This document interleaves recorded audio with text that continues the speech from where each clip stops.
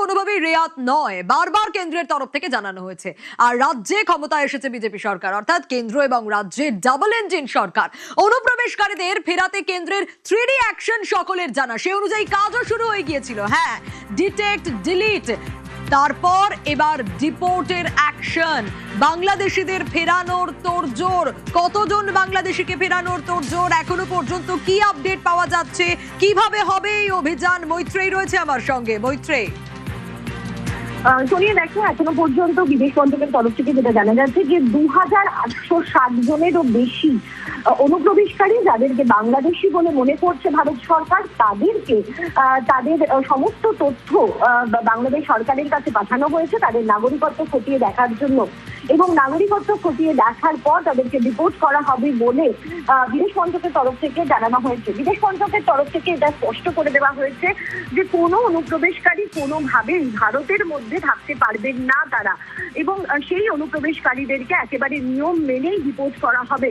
সেক্ষেত্রে দাঁড়িয়ে বাংলাদেশি অনুপ্রবেশকারী যারা ছিল তাদেরকে আইডেন্টিফাই করে ইতিমধ্যে তাদেরকে ডিটেইন করা হয়েছে এবং তাদের তথ্য পাঠানো হয়েছে বাংলাদেশ সরকারের কাছে, যাতে তারা এই তাদের তথ্য খতিয়ে দেখে তাদেরকে সেটা ভারত সরকারকে জানায় এবং অতি দ্রুত যাতে ভারত সরকারকে সেটা জানানো হয় সেই বিষয়েও কিন্তু স্পষ্ট করে দেওয়া হয়েছে বিদেশ মন্ত্রকের তরফ থেকে বাংলাদেশ সরকারকে, যাতে অতি দ্রুত এই 2860 জনেরও বেশি যে সমস্ত অনুপ্রবেশকারী রয়েছে যাদেরকে ভারত মনে করছে যারা বাংলাদেশি নাগরিক, তাদের। ঠিক এখান থেকে একটু জানতে চাইবো, এই যে পুশব্যাক ইস্যুতে তো আগেই ঢাকা উদ্বেগ প্রকাশ করে, সেক্ষেত্রে দ্বিপাক্ষিক আলোচনা, তাতে নিশ্চয়ই কূটনৈতিক জট কাটবে। দেখো, এই বিষয় নিয়ে কিন্তু আলোচনা হয়েছে। দ্বিপাক্ষিক আলোচনাতে বারবার করেই অনুপ্রবেশকারীদের বিষয়টি উঠে এসেছে। বাংলাদেশের তরফ থেকে পুশব্যাক ইস্যুতে তারা প্রশ্ন তোলা হয়েছিল এবং এই কারণে এবার একেবারে আইনগতভাবে ভারত সরকার তাদের সমস্ত ডিটেলস পাঠাচ্ছে, যাতে পুশব্যাকের বদলে একেবারে সমস্ত নথি দেখে তাদেরকে ডিপোর্ট করা যায়, অফিসিয়ালি ডিপোর্ট করা হয়। সেই প্রক্রিয়াতেই কিন্তু এবার রয়েছে ভারত সরকার। বেশ মৈত্রেয়ী, আমরা নজর রেখেছিলাম, বারবার কেন্দ্রের তরফ থেকে বলা হয়েছে অনুপ্রবেশকারীদের কোনোভাবেই রেয়াত করা হবে না এবং কেন্দ্রের 3D অ্যাকশন সেটা অলরেডি শুরু হয়ে গেছে এবং অনুপ্রবেশকারীদের ফেরাতে বা ডিটেক্ট, ডিলিটের পর ডিপোর্ট, কতজন বাংলাদেশিকে ফেরানো হবে যার তোড়জোড় চলছে। আপনাদের জানিয়ে রাখি, 2860 জন বাংলাদেশিকে ফেরানোর তোড়জোড় চলছে এবং বাংলাদেশের কাছে নাগরিকত্ব যাচাইয়ের দাবি জানিয়েছে দিল্লি। ঢাকাকে 2860 জনের নাগরিকত্ব যাচাইয়ের দাবি। দিল্লির বাংলা, অসম সহ একাধিক রাজ্যে অনুপ্রবেশ বিরোধী অভিযান চলছে এবং বাংলায় ইতিমধ্যে হোল্ডিং সেন্টারে 400 নথিহীন বাংলাদেশি নাগরিকত্ব যাচাই করে দ্রুত তাদের ফিরিয়ে নেওয়ার দাবি জানানো হয়েছে। এবার যদি বাংলাদেশ না ফেরায় তাহলে কিন্তু বিদেশ মন্ত্রক হুঁশিয়ারি দিয়েছে, পদক্ষেপ নেবে।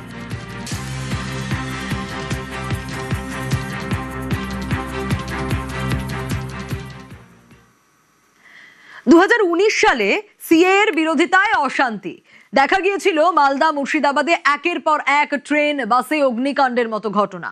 প্রতিবাদের নামে রীতিমতো তাণ্ডব চলেছিল। রাজ্যে পালাবদলের পর ফের খুলছে সেই অশান্তির ফাইল। স্পেশাল সেল তৈরি করে রাজ্য পুলিশকে তদন্ত করার নির্দেশ দিয়েছেন মুখ্যমন্ত্রী শুভেন্দু অধিকারী।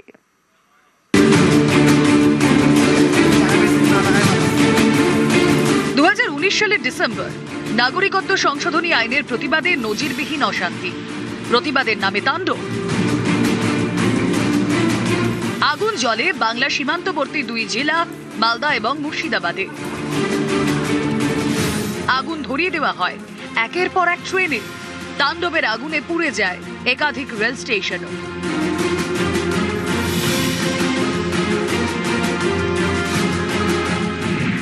রাজ্যে পালাবদল হতেই হয় আউট, ভরসা ইন। 7 বছর পর ফের খোলা হচ্ছে সিএএ অশান্তির ফাইল। শনিবার মুখ্যমন্ত্রী শুভেন্দু অধিকারী রাজ্য পুলিশের প্রধানকে নির্দেশ দেন 2019 সালে তৈরি হওয়া সিএএ অশান্তির ফাইল খুলতে হবে। স্পেশাল সেল তৈরি করে তদন্ত শুরু করবে রাজ্য পুলিশ। সরকারি সম্পত্তি নষ্টে জিরো টলারেন্স নীতি নিতে হবে। প্রয়োজনে অভিযুক্তদের সম্পত্তি বেচে ক্ষতিপূরণ আদায় করতে হবে। মুখ্যমন্ত্রীর তরফ থেকে যে নির্দেশ দেওয়া হয়েছে ডিজিকে, সেখানে স্পষ্ট তিনি জানিয়েছেন যে সিএ নামে মুর্শিদাবাদে যে তাণ্ডব হয়েছিল, রেল আমরা জানি যে এমটি কোচেস রেলের সেগুলো জ্বালিয়ে দেওয়া হয়েছিল, এই পুরো বিষয়টা নিয়ে মুখ্যমন্ত্রী নির্দেশ দিয়েছেন যে রাজ্য পুলিশ একটি স্পেশাল সেল তৈরি করবে, বিশেষভাবে তদন্ত হবে, ক্ষতিপূরণ দিতে হবে এবং সে যারা করেছে তাদের প্রয়োজন হলে সম্পত্তি বেচে ক্ষতিপূরণ দিতে হবে। যারা দাঙ্গা করার চেষ্টা করবে বা হিংসা করার চেষ্টা করবে বা এই ধরনের আইনকে নিজেদের হাতে নেওয়ার চেষ্টা করবে, সেখানে কিন্তু একদম কঠিন হয়ে কড়া ব্যবস্থা নেবে পুলিশ। সিটিজেনশিপ অ্যামেন্ডমেন্ট অ্যাক্ট বা নাগরিকত্ব সংশোধনী আইন 2019 সালের 11ই ডিসেম্বর সংসদে পাশ হয় বিল। পরদিন অর্থাৎ 12ই ডিসেম্বর বিলে সই করেন তৎকালীন রাষ্ট্রপতি রামনাথ কোবিন্দ। সিএএ পাশ হতেই বিভিন্ন জায়গায় শুরু হয় প্রতিবাদ বিক্ষোভ। বাংলায় তা কার্যত নজিরবিহীন চেহারা নেয়। মুর্শিদাবাদে তাণ্ডব চরমে ওঠে।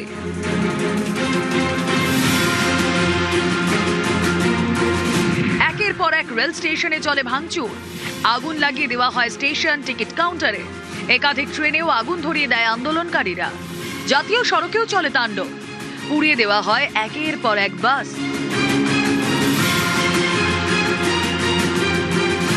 শুরু থেকেই সিএএ এর বিরোধিতা করে আসছেন মমতা বন্দ্যোপাধ্যায়। এই ইস্যুতে তিনি পথেও নামেন।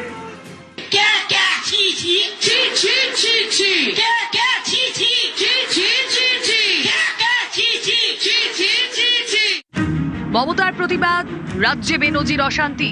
কেন্দ্রীয় গোয়েন্দারা দাবি করেন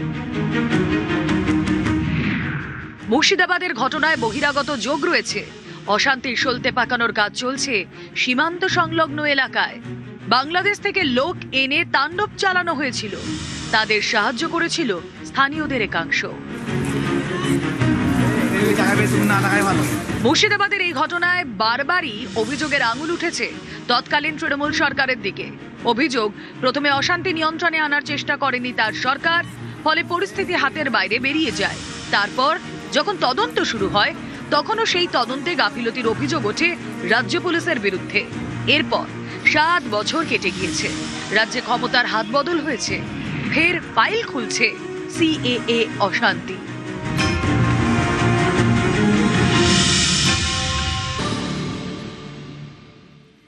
দেখছেন ছবিটা, এক ব্যক্তির অর্ধেক প্রায় মাথা ন্যাড়া করে দেওয়া হয়েছে।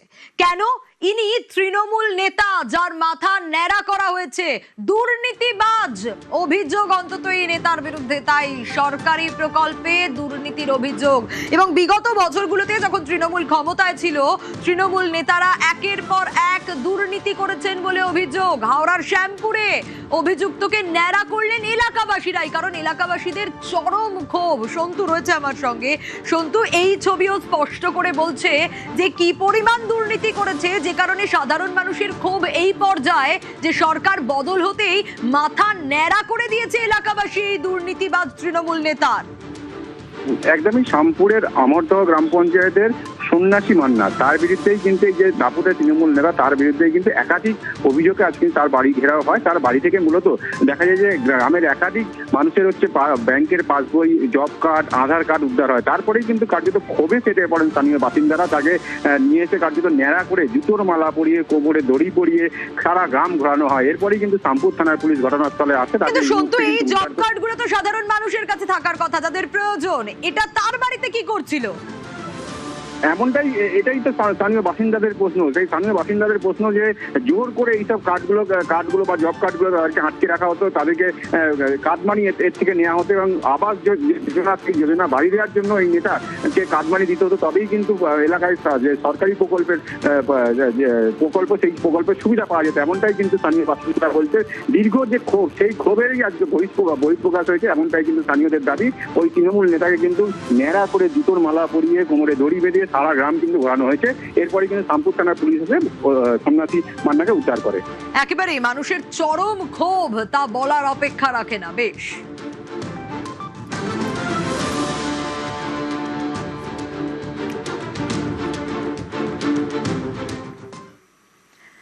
একের পর এক তৃণমূল নেতা পুলিশের জালে, জালে আরো এক তৃণমূল কাউন্সিলর। হ্যাঁ, এবার গ্রেপ্তার করা হলো ৩৯ নম্বর ওয়ার্ডের কাউন্সিলরকে। গতকাল আমরা দেখেছিলাম ১০১ নম্বর ওয়ার্ডের কাউন্সিলর বাপ্পাদিত্য দাশগুপ্তকে গ্রেপ্তার করা হয়েছিল।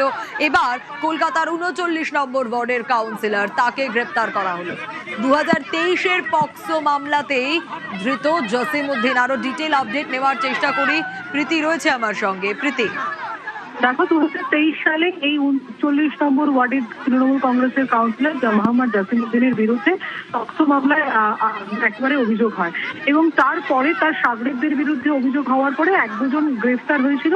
তবে স্থানীয়দের অভিযোগ ৮ থেকে ৯ মাস জেলে থাকার পর, সংশোধনাগারে থাকার পর তাদেরকে ছেড়ে দেওয়া হয় এবং তৎকালীন সরকার অর্থাৎ তৃণমূল কংগ্রেসের সরকারের সময় যেহেতু তৃণমূলেরই কাউন্সিলর ছিল, সেহেতু তার বিরুদ্ধে থানা কোনো অভিযোগ পাওয়ার পরও কোনো স্টেপ নিত না। তবে গতকাল এই 2023 সালের যে নাবালিকা অভিযোগ করেছিল, তাকে রাস্তায় আটকে এই জসিম উদ্দিনের সাগরেদরা একেবারে শ্লীলতাহানি করেন, মারধর করেন এবং পরবর্তীতে এই মেয়েটিকে তাকে স্থানীয় যে হাসপাতাল, সেই হাসপাতালে ভর্তি করা হয় এবং সেই ভিত্তিতে জোড়াসাঁকো থানায় আবার অভিযোগ দায়ের হয় এবং আজ ভোর 5টা থেকে কলেজ স্ট্রিটে তার যে বাড়ি রয়েছে, কাউন্সিলরের বাড়ি, সেই বাড়িতে হানা দেয় পুলিশ আধিকারিকরা। সঙ্গে ছিল কেন্দ্রীয় বাহিনী, যাতে কোনো একটু সঙ্গে থাকুন। নির্যাতিতার মা কি বলছেন শোনাবো। जैसे मुझे बहुत जुल्म किया मेरा बच्चा के ऊपर, मेरा पूरा घर बर्बाद कर दिया। जैसे मुद्दी पे गुंडा लोग मारा, जैसे मुद्दी बराबर गुंडा बेच पूरा मेरा घर बर्बाद कर दिया। मेरा हस्बैंड को, मेरा बच्चा लोग को बहुत गुंडा लोग से बर्बाद। भर्ती हॉस्पिटल में मेरा बच्चा रात में। সাধারণ মানুষের ক্ষোভ রয়েছে, জনরোষ রয়েছে এবং প্রীতির কাছে আবারও যাব। প্রীতি, আজ সকাল থেকেই তো ৩৯ নম্বর ওয়ার্ডের কাউন্সিলরের বাড়ির সামনে রীতিমতো ঘেরাও পরিস্থিতি, এরপর কি হলো?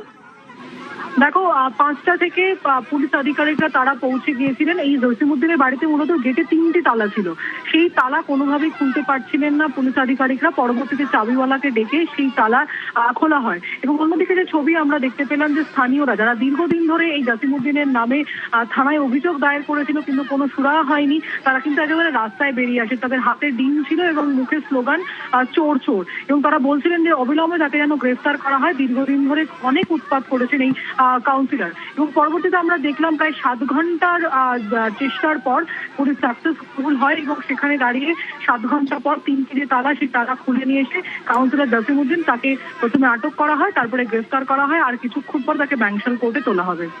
একেবারে প্রীতি, অর্থাৎ বাইরে পুলিশের ঘেরা টোপ আর ভিতরে জসিম উদ্দিন ছিলেন, কাউন্সিলর ছিলেন। প্রায় 7-8 ঘন্টা পর অবশেষে তাকে আটক, তারপর গ্রেপ্তার। এবার কিছুক্ষণে তাকে আদালতে পেশ করা হবে।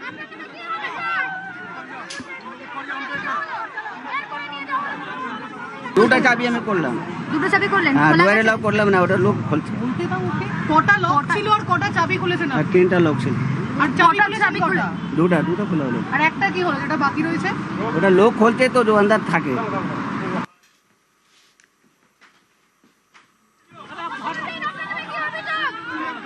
তৃণমূল নেতাদের একের পর এক পুলিশি জালে যেতে হচ্ছে, মানে গ্রেপ্তার হচ্ছে তৃণমূল নেতারা। দুর্নীতির অভিযোগ ১০১ নম্বর ওয়ার্ডের কাউন্সিলর বাপ্পাদিত্য দাশগুপ্ত, গতকাল রাতে তাকেও গ্রেপ্তার করা হয়েছে এবং এবার এই বাপ্পাদিত্যকেও ডিম থেরাপি। কারণ সাধারণ মানুষের ক্ষোভ, একের পর এক ডিম ছুড়ছেন নেতাদের দেখলে এই সাধারণ মানুষ। ধৃত কাউন্সিলর বাপ্পাদিত্য দাশগুপ্তকেও ডিম, দেখুন।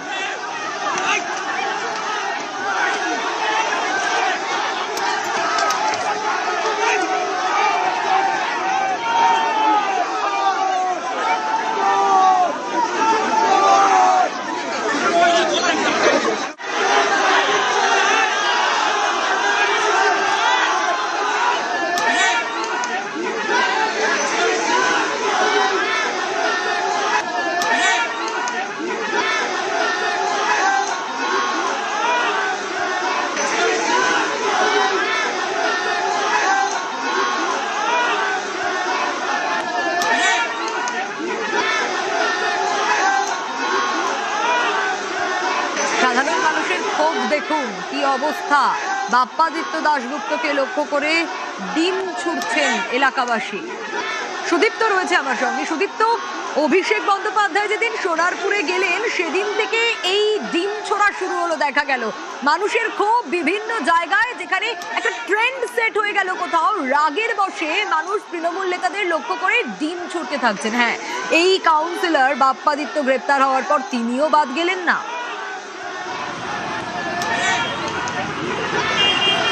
একদমই তাই সোনিয়া, তুমি যেমনটা বললে, অভিষেক বন্দ্যোপাধ্যায় যেদিন সোনারপুরে গিয়েছিলেন সেদিন থেকেই এই ডিম ছোড়ার যে কালচার তা কিন্তু শুরু হয়েছে বলা চলে। আর যেটা দেখা গেল যে 101 নম্বর ওয়ার্ডের কাউন্সিলর বাপ্পাদিত্য দাশগুপ্ত, তাকে যখন বের করা হচ্ছিল এবং তার সাগরেদ সৌরভ ঘোষ তাকেও যখন বের করা হলো পাটুলি থানা থেকে, ঠিক একই রকমভাবে ক্ষিপ্ত জনতা থানার ঠিক বাইরে থেকে ডিম ছুড়লেন। বলা চলে ডিমের বৃষ্টি পড়লো, দুমদাম ডিম পড়ছে। দেখা যাচ্ছে সৌরভ ঘোষকে যখন বের করা হচ্ছে, তাকে ঠিকভাবে বের করা হলেও তার দিকে লক্ষ্য করে প্রথমে ডিম ছড়া হলো। কয়েক সেকেন্ড পর টানা হিচড়া করে পুলিশ যখন টানা হিচড়া করে একেবারে টেনে টুনে বের করছে বাপ্পাদিত্যকে, তখন বাপ্পাদিত্য দাশগুপ্তের গায়েও কিন্তু ডিম ছোড়া হলো। যদিও সেই ডিম তার গায়ে লাগেনি, তবে পুলিশের যে গাড়ি সেই গাড়িতে কিন্তু ডিম পড়লো। এবং তারপর যেটা দেখা গেল, যেহেতু বাপ্পাদিত্যর গায়ে ডিম লাগলো না বা ডিম ছোড়ার পরে বাপ্পাদিত্যকে তাক করা গেল না, সেই কারণেও একটা ক্ষিপ্ত জনতা, তারা কিন্তু একদম জনরোষ তৈরি হলো বলা চলে। এবং এই জনরোষের পরিপ্রেক্ষিতে কেন্দ্রীয় বাহিনী আগে থেকে নামিয়ে রাখা হয়েছিল এবং তারপর থানা ঘেরাও করলো এই যারা ছিলেন ওখানে, এবং তারপর সেটা ঘিরেও কিন্তু একটা উত্তেজনা তৈরি হলো। অর্থাৎ একটা তীব্র ক্ষোভ রয়েছে এই কাউন্সিলরের বিরুদ্ধে, তীব্র একটা উত্তেজনা, তীব্র একটা ক্ষোভ এবং জনরোষ যে ছিলই, তা কিন্তু তারই বহিঃপ্রকাশ বলা চলে এই ডিম বৃষ্টি বা দুমদাম ডিম। একদমই সুদীপ্ত, অবশ্যই রাগ ক্ষোভ তো থাকবেই। এত বছর ধরে তোলাবাজির অভিযোগ রয়েছে, নানা অভিযোগ রয়েছে, মানুষের থেকে টাকা নেওয়ার অভিযোগ রয়েছে, পরিষেবা দেওয়ার নামেও টাকা চাইতে নেই বাপ্পাদিত্য, এই অভিযোগও রয়েছে। আর তাই সাধারণ মানুষ, উত্তেজিত জনতা রীতিমতো ক্ষিপ্ত, আর তাই ছুটতে শুরু করেছিলেন বাপ্পাদিত্যকে দেখে ডিম। আর এবার ডিম বিক্রি হচ্ছে ছোড়ার জন্য। একটু দেখুন, সেই ছবিটা দেখায়। ডিম ছুড়তে গেলে সেই ডিমের দাম বেড়ে গেছে, 20 টাকা পিস হয়ে গেছে।